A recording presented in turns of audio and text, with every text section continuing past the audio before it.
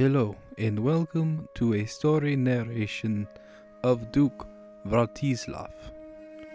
We shall be following Duke Vartislav in his journey, pointing out the key moments during his rule. So sit back and enjoy as I tell you the story of Duke Vartislav. In this moment, Duke Vartislav is choosing his lifestyle. Normally that of stewardship, he has decided to take a different turn and choose diplomacy instead, picking which diplomacy lifestyle he will go with, thinking about what would benefit his kingdom. And in this case, he believes that it will be foreign affairs that he should focus on, getting to know his neighbors, befriending them, being known as a friendly ruler.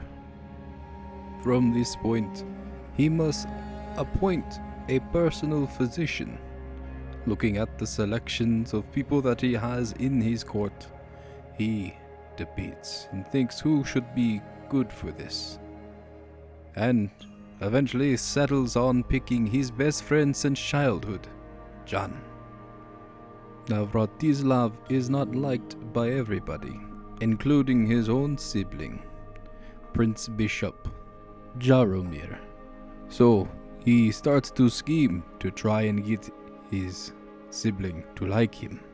Duke Vartislav, although choosing the diplomatic path, has now decided maybe war is not so bad, if it is within reason.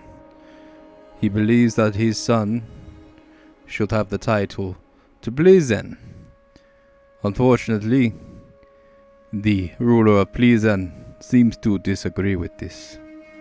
So, Duke Vartislav is declaring war. After declaring war, Duke Vartislav decides to create a title, a new title that will represent him, and that will be Duchy of Maraval.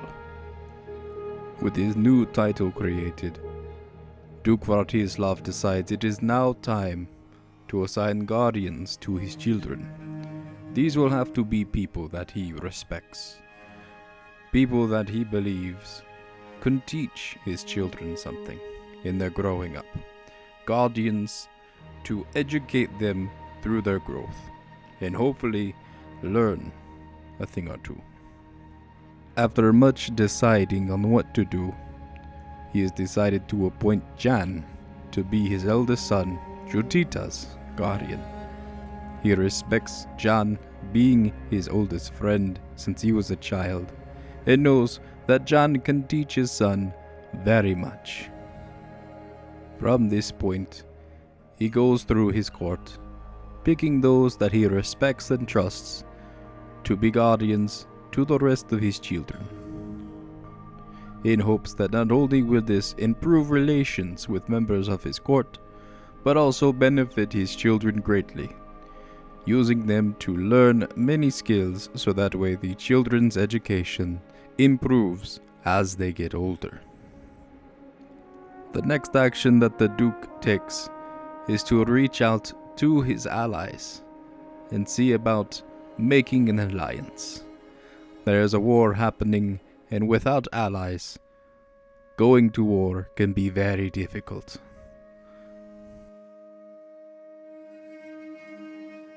Duke Vratislav thinks about his brother, the Prince Bishop, and realizes that he is much a thorn in his side. He very much wishes he was more like Jan. Jan respects Duke Vratislav. Why can't the Prince Bishop do so too? He takes time to think about what actions he should take, and in the end has decided that gold is as thick as blood, improving his relations with his brother, the Prince Bishop. And through this improvement, he was able to negotiate an alliance as well. It would seem an important invitation has been sent to Duke Vartislav, a council invitation To my vassal, as the influential duke, it is only fair that you have a voice on my council. In regulation of this fact, I hereby offer you the position of Marshal of the Holy Roman Empire, which Duke Vartislav did accept. During this time, it does look like the enemy has invaded, and it is time for a counterattack and an army to be raised. Army now raised is getting ready to march.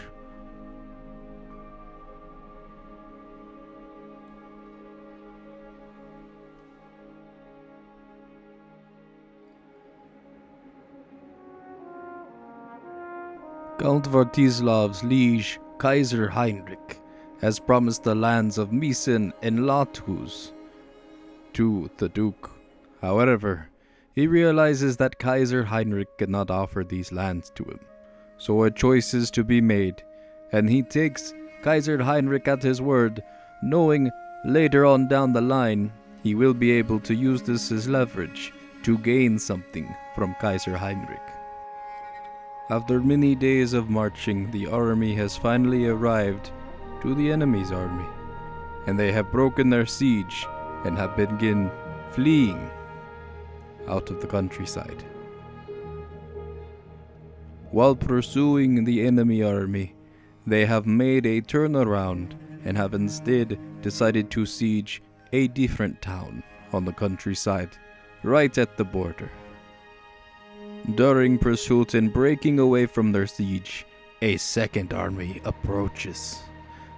There at enemy borders, they use this distraction in order to sneak in.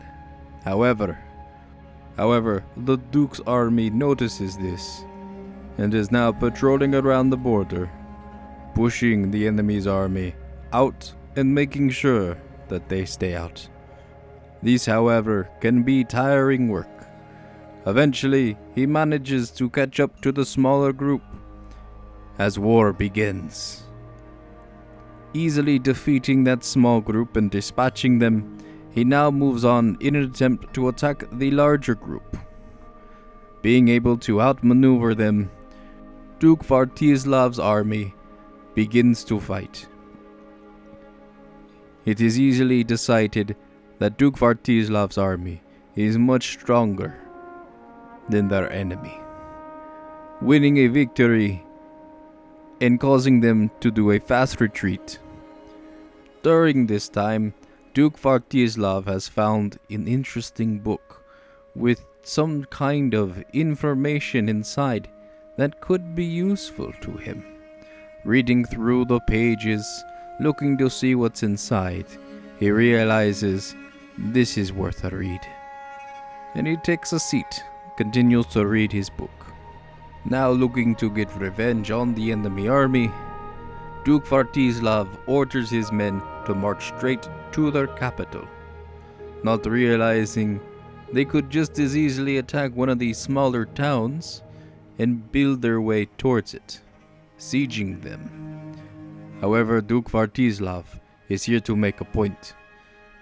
Even though it sacrifices men to get there, he will siege and take the capital.